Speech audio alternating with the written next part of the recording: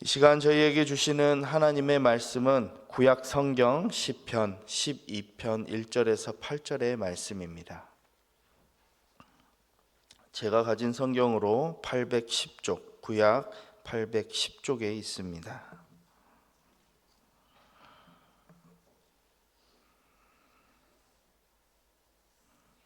저 한 절, 여러분들 한 절 교독으로 읽도록 하겠습니다. 여호와여 도우소서, 경건한 자가 끊어지며 충실한 자들이 인생 중에 없어지나이다. 그들이 이웃에게 각기 거짓을 말하며 아첨하는 입술과 두 마음으로 말하는도다. 여호와께서 모든 아첨하는 입술과 자랑하는 혀를 끊으시니 그들이 말하기를 우리의 혀가 이기리라. 우리 입술은 우리 것이니 우리를 주관할 자가 누구요 하미로다. 여호와의 말씀에 가련한 자들의 눌림과 궁핍한 자들의 탄식으로 말미암아 내가 이제 일어나 그가 원하는 안전한 지대에 두리라 하시도다. 여호와의 말씀은 순결하며 흙 도가니에 7번 단련한 은 같도다. 여호와여 그들을 지키사 이 세대로부터 영원까지 보존하시리이다. 비열함이 인생 중에 높임을 받는 때 악인들이 곳곳에서 날뛰는도다. 아멘. 오늘은 함께 읽은 본문의 한 절 한 절 내용을 살펴보면서 우리에게 주시는 하나님의 은혜가 무엇인지 깨닫는 그런 시간 되시면 좋겠습니다. 첫 번째로는 1절부터 4절에 해당하는 시인의 탄원입니다. 오늘 성경 본문 위에를 보시면 표제가 이렇게 나와 있습니다. 다윗의 시, 인도자를 따라 8째 줄에 맞춘 노래라고 쓰여 있습니다. 이 8째 줄에 맞춘 이 내용이 번역된 그 원어는 하셴 미니트라는 이런 단어인데요. 이는 성경에 총 3번 기록되어 있습니다. 시편 6편에 쓰여 있고 오늘 본문에 있고 역대상 15장 21절에 있습니다. 한번 역대상 15장 21절 화면을 보시면서 읽어볼까요? 시작. 마띠디아와 엘리블레후와 믹네아와 오벳 에돔과 여이엘과 아사시아는 수금을 타서 8째 음에 맞추어 인도하는 자요. 아멘. 이 방금 읽은 역대상 15장 21절은 여호와의 궤를 옮기며 드리는 노래에서 레위인들이 담당해야 하며 그들이 감당할 사역의 부분을 적어놓은 내용입니다. 그래서 여기에서는 하쉐미니트라는 이 단어를 8째 음으로 번역을 해놨습니다. 그래서 이 용어는 8을 의미하는 원어 쉐미니라는 단어에서 유래했고요. 8개의 현을 가진 악기 또는 남성이 부르는 저음 제8음이라고 이렇게 알려져 있습니다. 이 표제에서 분명히 알 수 있는 사실은 이것입니다. 왕이었던 다윗이 자신의 시를 지휘자를 세워서 이 하쉐미니트에 맞춰서 부르게 했다라는 것입니다. 그렇다면 다윗은 왜 그에게 맞춰서 부르게 했을지 한번 생각해 볼 필요가 있습니다. 죄의식이나 예배에서 음악적인 요소는 빠질 수가 없는데요. 이 음악적인 요소는 그 시의 의미를 잘 전달할 수 있도록 표현하는 표현 수단 중에 하나입니다. 다시 말해서 이 하쉐미니트라는 이 시의 의미를 보다 더 호소력 있게 전달할 수 있었던 시라는 것입니다. 이토록 호소력 있게 전달하고자 했던 다윗의 마음은 무엇이었는지, 또 그가 애통하며 불렀던 고백의 찬양은 무엇인지 오늘 본문 한 절 한 절을 보시면서 같이 살펴보면 좋겠습니다. 1절 말씀인데요, 함께 볼까요? 여호와여 도우소서, 경건한 자가 끊어지며 충실한 자들이 인생 중에 없어지나이다. 1절을 구성하는 앞뒤 문장을 한번 바꿔서 이야기해 볼게요. 경건한 자가 끊어지며 충실한 자들이 인생 중에 없어지오니 여호와여 도우소서. 의미는 같지만 이 상황의 긴박감이 전혀 다르게 느껴지는데요.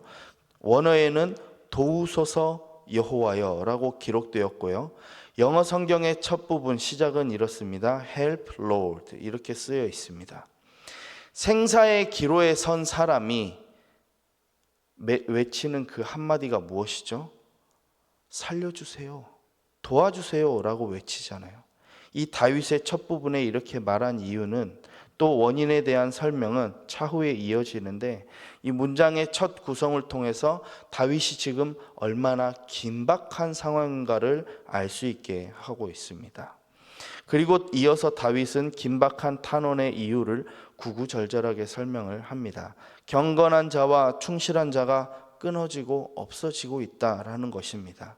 여기에서 경건한 자와 충실한 자가 누구일까요? 하나님을 사랑하고 하나님을 중심으로 하는 세상과는 구별된 그런 사람, 믿음직한 사람을 이야기하고 있습니다. 여기에서 끊어지며 없어지나이다를 볼 수 있는데 이 역시 성경 원어로 보면 완료형 시제로 쓰여 있습니다. 그러니까 이미 경건한 자와 충실한 자가 끊어지고 현재는 아예 없다라는 의미를 말하고 있습니다. 2절입니다. 그들이 이웃에게 각기 거짓을 말하며 아첨하는 입술과 두 마음으로 말하는도다. 2절은 백성들은 계속해서 곧장 유익을 취할 수 있는 거짓이나 아첨, 두 마음으로 말하며 살아가고 있다라고 고백하고 있습니다. 이 1, 2절을 중심으로 두 가지 해석이 가능한데요. 첫 번째 해석은 거짓, 아첨, 두 마음으로 말하는 사람에 의해 경건한 자와 충실한 자가 끊어진 경우다라고 보고, 두 번째는 이들이 전과 달리 거짓, 아첨, 두 마음으로 말하게 되었다, 변질되었다라고 해석해 볼 수 있는데, 어쩌면 이 두 가지 경우가 동시에 일어나는 것으로도 이해할 수가 있겠습니다. 여기에서 좀 더 주목하는 부분은 거짓과 아첨, 두 마음으로 말하고 있는 대상이 바로 우리 이웃, 우리 백성이다라고 다윗은 분명히 밝히고 있습니다. 3절, 4절 말씀인데요. 한번 읽어볼까요? 시작. 여호와께서 모든 아첨하는 입술과 자랑하는 혀를 끊으시리니 그들이 말하기를 우리의 혀가 이기리라. 우리 입술은 우리 것이니 우리를 주관할 자가 누구리요 하미로다. 아멘. 백성들의 삶을 통해서 드러난 이 악한 현상들은 이내 본질적인 문제가 무엇인지 그 속내를 계속 드러내 보이고 있습니다. 그들의 중심에는 더 이상 하나님의 계명뿐만 아니라 여호와 하나님 존재 그 자체가 없었습니다. 하나님을 잊어버린 그들은 더 이상 피조물도 아닌 선민도 아닌 그냥 자신들이 세상의 주체적인 존재라는 이런 자아도취에 빠지게 된 것입니다.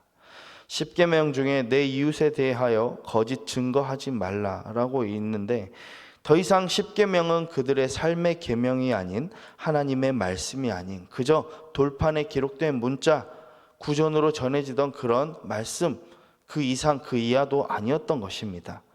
그들의 입술은 거짓을 말하고 자신을 자랑하고요, 또 창조주이시며 만물의 주관자 되시는 여호와를 지금 부정하고 있다라고 말하고 있습니다.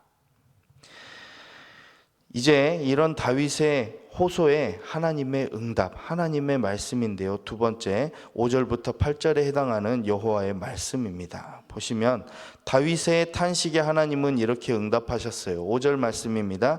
여호와의 말씀에 가련한 자들의 눌림과 궁핍한 자들의 탄식으로 말미암아 내가 이제 일어나 그를 그가 원하는 안전지대에 두리라 하시도다. 이 응답이 다윗에게 어떻게 행해졌는지는 정확하게 알 수는 없습니다.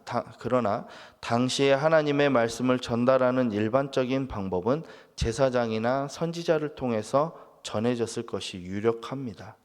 다윗이 급박하게 탄원했던 이제 하나님 그의 호소에 있어서 하나님은 이제 일어나라고 자신의 상태의 변화를 언급하셨습니다. 그러니까 다윗이 호소하는 이 백성들의 변질되어 가고 악해져 가는 이 상황 속에서 하나님은 응답하신 거죠. 이제 일어나. 나는 더 이상 두고 보고 앉아 있을 수는 없겠다라는 강한 의지의 표명인데요. 새 번역은 하반절을 다음과 같이 기록하고 있습니다. 이제 내가 일어나서 그들이 갈망하는 구원을 베풀겠다라며 하나님께서는 그 구원을 대안으로 약속해 주셨습니다. 계속 말씀 볼게요. 6절 7절입니다.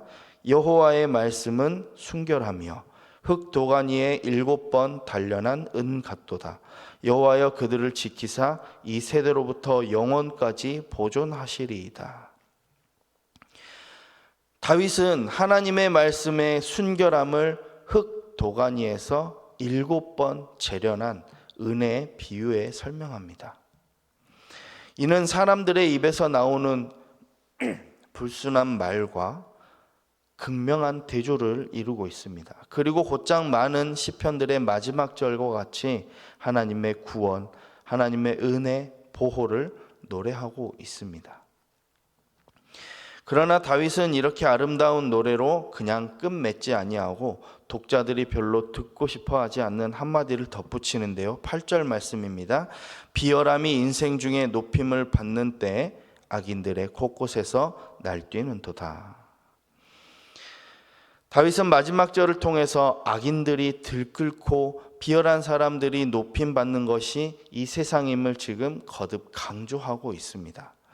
이 내용은 결국 시편을 마주한 오늘 우리에게 경각심을 일깨워 주고 있습니다. 다윗에게 주신 하나님의 약속은 결코 악이 판을 치는 세상을 바벨탑처럼 무너뜨리겠다 하지 않으셨습니다. 또 노아의 홍수 때처럼 세상을 물로 심판하시겠다라고 말씀하지 않으셨습니다. 하나님은 악한 이 세상 속에서도 하나님을 사랑하고 말씀으로 쫓으며 핍박받고 궁핍해진 이 경건한 사람들을 어떻게 해요? 구원하시겠다라고 약속해 주셨습니다. 지금 우리가 살아가고 있는 세상은 여전히 경건하고 충실한 사람보다 거짓말하고 아첨하는 사람, 또 두 마음을 가지고 있는 사람들이 판을 치고 있습니다. 그 가운데서 우리는 계속해서 하나님을 더욱더 사랑하고 말씀 중심으로 살고자 몸부림쳐야 할 줄 믿습니다. 세상은 결코 우리 삶의 전부가 아닙니다. 하나님은 분명 우리에게 구원을 약속해 주셨습니다. 마음과 정성을 다해 심으리라.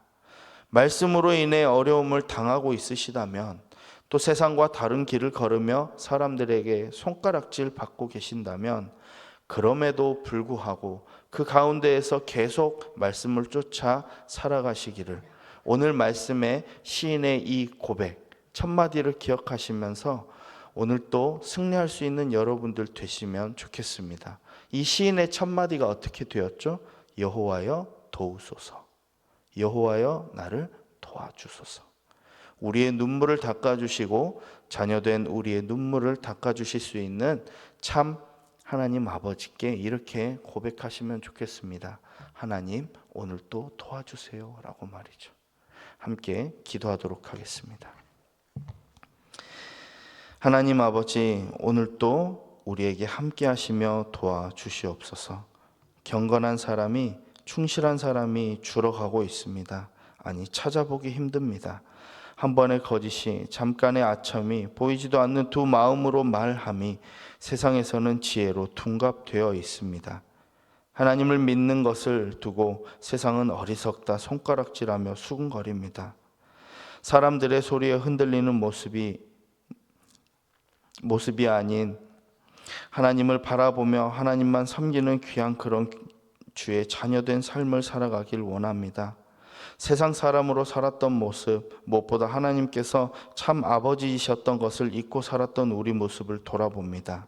이제 순간순간 아버지께 도우심을 구하며 세상이 줄 수 없는 위로와 보호를 경험하게 해 주시옵소서. 예수님의 이름으로 기도드립니다.